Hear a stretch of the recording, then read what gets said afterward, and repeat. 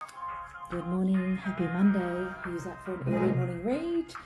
Right, the two cards that I've drawn already, Mind Games came up and Toxic, okay? So I want to talk about the toxic behaviour because that's what ties into the mind games and how will the mind games begin. And then I've also drawn some cards here from the tarot, which we'll go over in a second too, with mind games and toxic behaviour as our overarching theme.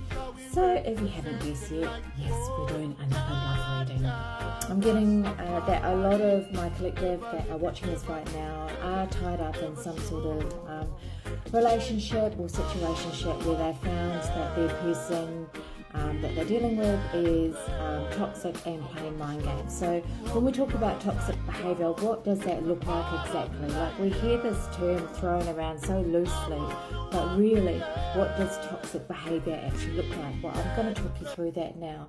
So toxic behaviour, and I'll go through 10 different things, and you can identify and see if any of these things resonate with you or not, or if you've picked up some of these behaviours, or if not all of these behaviours in your person.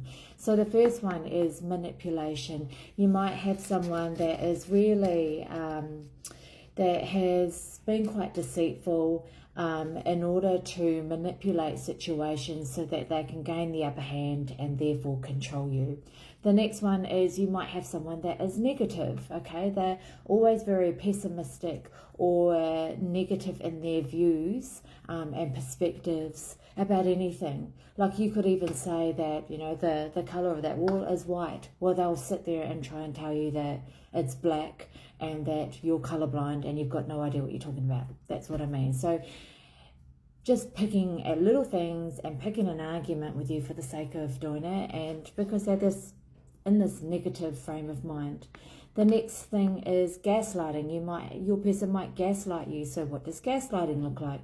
Gaslighting is when someone's twisting facts and trying to confuse you, again, to gain the upper hand and control you. Or your person might be someone who likes to blame shift.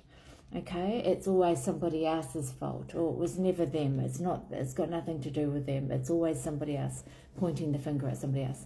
Or they might be jealous or insecure. So there's a number of things that can sort of happen from someone feeling quite insecure or really jealous. So they might try and control you and your phone and constantly go on your phone all the time, so you've been talking to, be in the next room listening or eavesdropping on conversations, even when it's a completely innocent conversation, which I believe most of the time that it is.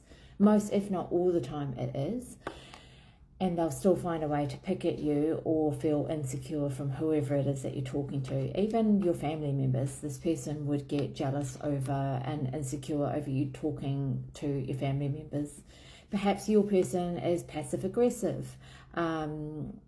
So passive aggressive is they might not like what you do, or how you've confronted them, or just something small has really pissed them off.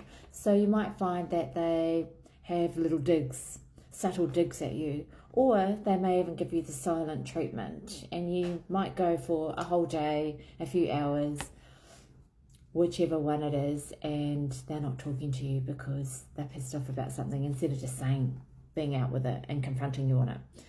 Perhaps you've got someone who oversteps their boundaries, okay? So just pushes it past the limit of what is acceptable and therefore kind of inappropriate.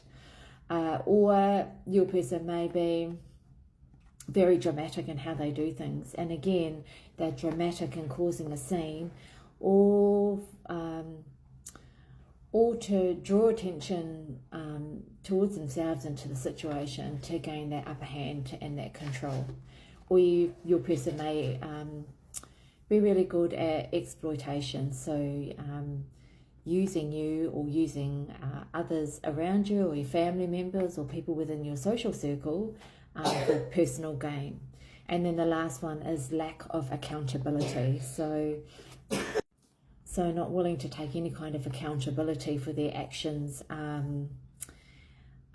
or if there's been a fallout, if there's been a fallout and there's consequences from a poor decision that's been made or something that they've done, they're not willing to sort of fess up, own it. They're just not taking any accountability at all for that. So I just thought I'd run you through all of the behaviours that you might see with toxic behaviour, and that ties in quite nicely with, well, not nicely, but it ties in with the mind games that go on with all of those things that I've just listed. So if you're going through these things, just have a look at that list and sort of decipher what sort of hits for you in your relationship and what you're going through, and then at the end of this we'll talk about your healing journey and some of the things that you can sort of look at to perhaps disarm the situation, or even to remove yourself from the situation so that you get some inner peace, and can create some space for yourself to be able to think things through about what it is that you need to do, and taking the focus off the both of you, or you taking the focus off this other person, so that you can concentrate on yourself to get back on the path. Okay, so the cards that I've pulled up is Five of Wands, Three of Pentacles, Eight of Swords, that was the last one actually, King of Pentacles, and then the Four of Wands is the last one. So we might actually take this over two parts. All right, so with these tarot cards, the first one that I've got here is Five of Wands. So you can see here that they've all got wands and they're all fighting each other. So this depicts that there's a lot of conflict that's going on, and clashing of egos over judgment and decisions that are being made. When you've got all of these behaviors that are going on with someone that's in their toxic energy and all these behaviors, because usually it's more than one behavior that's sort of showing up in the relationship, there's often opposing thoughts, and the opposing thoughts can be you against your person. But if there's other third parties involved in terms of family and friends, and they get involved, then that makes it even more tricky, because